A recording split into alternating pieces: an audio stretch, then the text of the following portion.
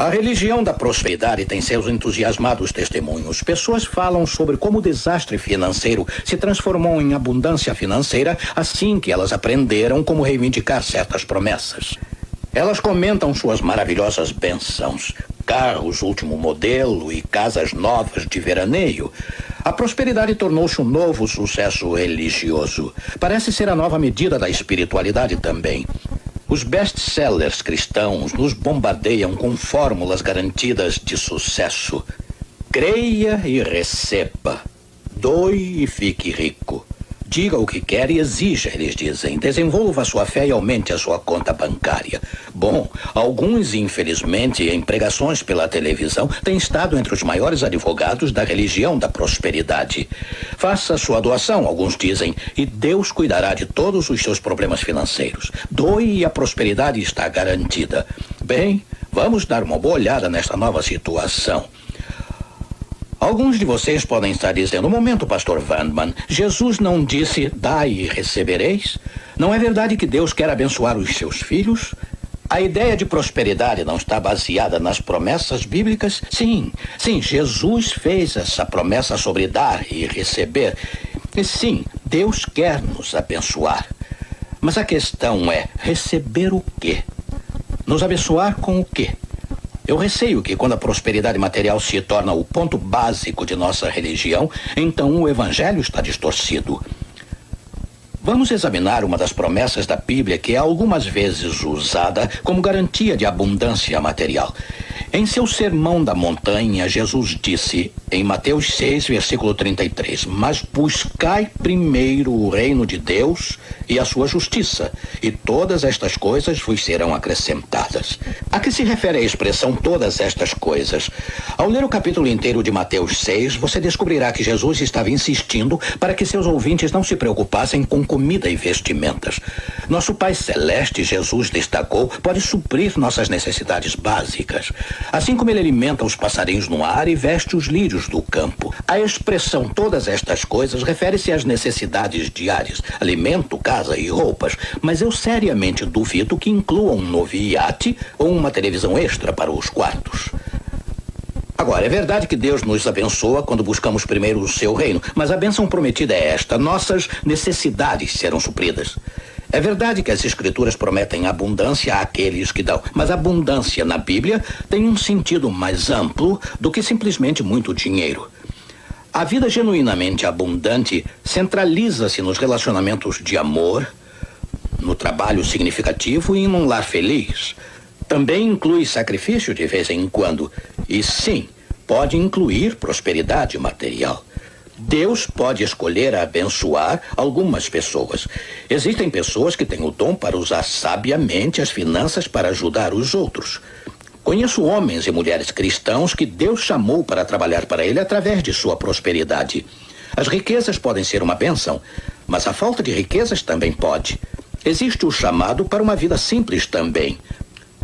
Há lucro nisso também. O próprio Jesus descobriu que mesmo a pobreza atendia aos seus propósitos muito bem. Com certeza não somos todos chamados para ser ricos. Não somos todos chamados para buscar a prosperidade para que assim possamos doar mais. Estejam certos, geralmente não funciona desse jeito. A grande, a imensa verdade é que a riqueza raramente inspira generosidade. Recentemente, 2 igrejas decidiram amparar famílias de refugiados. Uma delas era próspera, mas seus membros tiveram muita dificuldade para levantar dinheiro. Eles tiveram que recorrer a jantares e a lavagem de carros para juntar o dinheiro necessário. A outra igreja tinha bem pouco do que chamamos prosperidade. Mas ela não promoveu nenhum evento para levantar fundos. Os membros foram simplesmente informados da necessidade e todos contribuíram. O dinheiro necessário foi logo totalizado. O apóstolo Paulo teve uma experiência similar com certas igrejas da Macedônia. Foi solicitado a elas que fizessem uma coleta para os cristãos da Judéia. E eis exatamente o que Paulo informou. Encontra-se em 2 Coríntios, capítulo 8, versículo 2. Leiamos, portanto, o texto. Os irmãos dali têm sido muito provados pelas dificuldades. Mas a alegria deles foi tanta que, embora sendo muito pobres, deram as suas ofertas com grande generosidade. Sendo muito pobres, os macedônios foram generosos, e isso os fez parecer ricos. A prosperidade, por outro lado, com frequência arrefece nossos melhores impulsos. Como disse um cristão consultor de negócios, as pessoas abastadas são com frequência as mais difíceis de serem motivadas. Fique rico e doe mais. Infelizmente, a religião da prosperidade não funciona muito bem. Ela também distorce o evangelho. Quando nosso objetivo está na prosperidade e em gerar mais fundos, inferimos que Deus precisa desesperadamente de muito dinheiro. Começamos a pensar que o dinheiro é ingrediente-chave na marcha avante da causa de Deus. Mas o fato é que os meios materiais não produzem por si mesmos resultados espirituais. Somente o Espírito de Deus gera frutos espirituais. O profeta Zacarias viu-se uma vez frente a uma formidável tarefa de ajudar a reconstruir o Templo de Jerusalém. A cidade estava em ruínas. O povo hebreu, tendo acabado de voltar do exílio na Babilônia, tinha poucos recursos. Mas Deus encorajou Zacarias com estas palavras, capítulo 4, versículo 6. Não por força nem por violência, mas pelo meu espírito, diz o Senhor. Pelo meu espírito. Como é fácil esquecer estas palavras, estas poderosas palavras, em nossa pressa de construir auditórios com 10.000 lugares e enormes complexos evangelísticos em nossa corrida atrás da última tecnologia. Esquecemos que sem o Espírito de Deus, nada acontece. Sem sua atividade, não há resultados. Algumas centenas de anos após Zacarias ajudar a completar o templo, Jesus sentou-se naquele mesmo pátio. Ele observou os doadores ricos virem e colocarem sacos de prata e ouro dentro do tesouro do templo. Eles deram grande demonstração de generosidade. Mas aí uma viúva pobre se aproximou. Humildemente ela colocou 2 pequenas moedas de cobre na caixa. E Jesus estarreceu seus discípulos e os demais ao comentar Lucas 21, versículo 3. Lançou mais do que todos esta pobre viúva. A oferta da viúva, como vê, foi um sacrifício vindo de um coração devotado. Valeu mais aos olhos de Deus do que todo o ouro dos ricos que egoisticamente doavam da sua abundância. Por isso, aquelas 2 moedas de cobre podiam realizar mais. Não há limite para a utilidade de um dom concedido pelo Espírito de Deus. Eu lhe digo, amigo, Deus precisa de corações generosos. Seus planos não dependem dos cristãos ficarem ricos. Eles dependem das riquezas do nosso cristianismo. Talvez o maior perigo na religião da prosperidade seja o que ela faz ao nosso coração. Quando o propósito de dar se torna receber, estamos em apuros. Caímos dentro da armadilha da aquisição.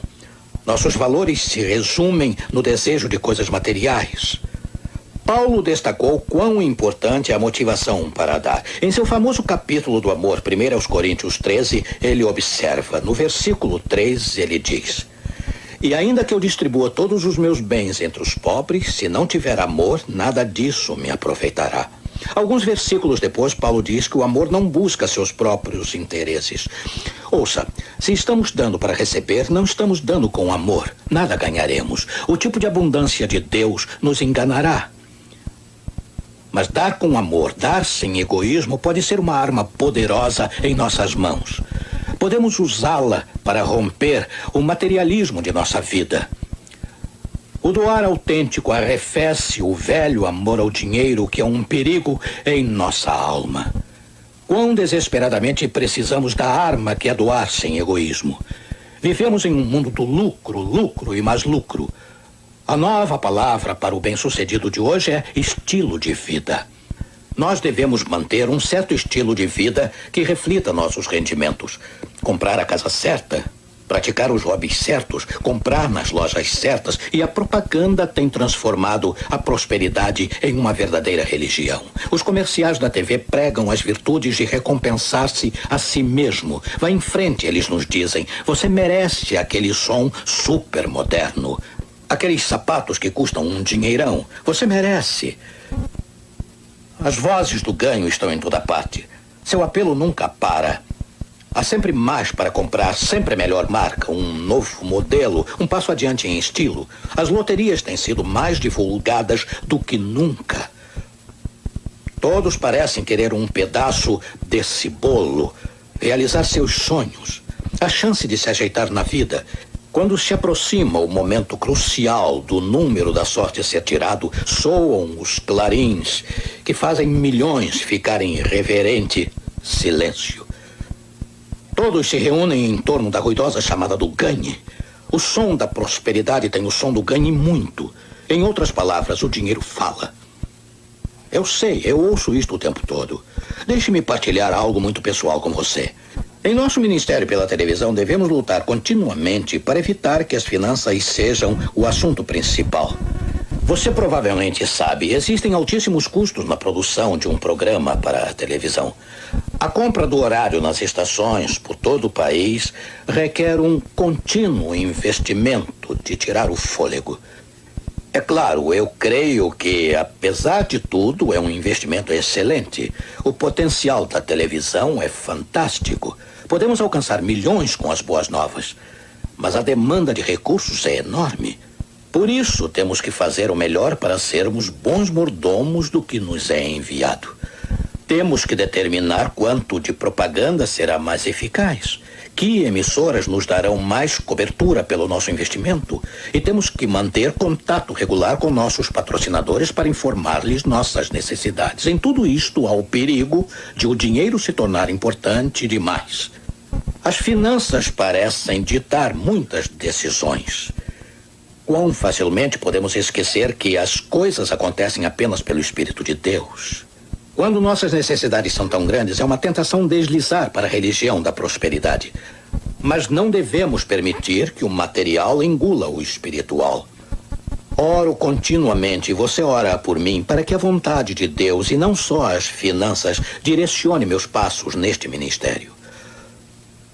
Todos nós, de um modo ou de outro, enfrentamos as pressões do ganho. E todos precisamos desesperadamente da arma de Deus, doações altruístas. É nosso único modo de lutar contra a tirania do dinheiro. Deixe-me ilustrar. Um representante da Sociedade Missionária Britânica estava fazendo sua visita regular a um magnata armador. Aquele homem de negócios era um doador generoso e regular. Após conversar com o representante durante alguns minutos, ele preencheu um cheque no valor de $250. Nesse instante, ele recebeu um cabograma. Trazia uma notícia muito ruim. Um de seus navios, que levava uma carga valiosa, perdeu-se no mar. O empresário olhou para a mensagem por um instante e em seguida disse: "É claro, vou ter que refazer esse cheque." O representante entendeu e devolveu o cheque.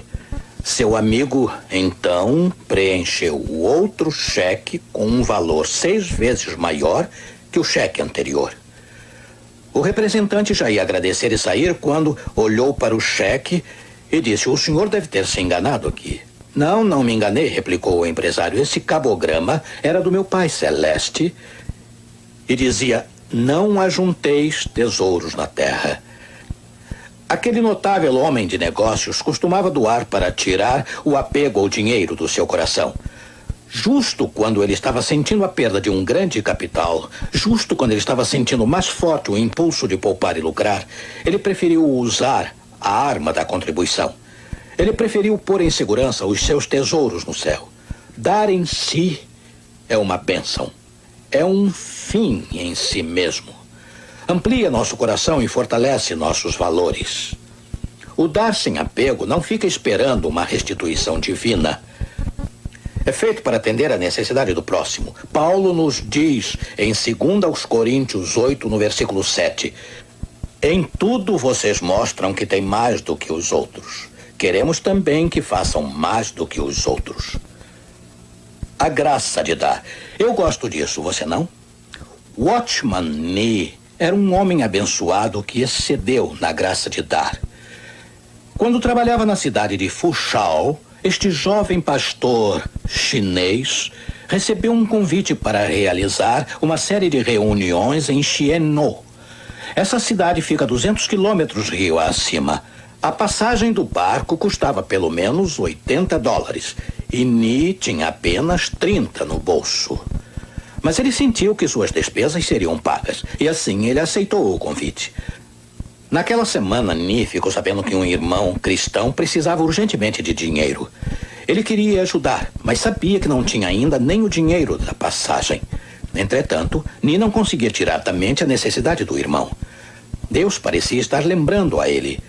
Assim, no dia anterior à sua partida, Ni deu $20 ao homem.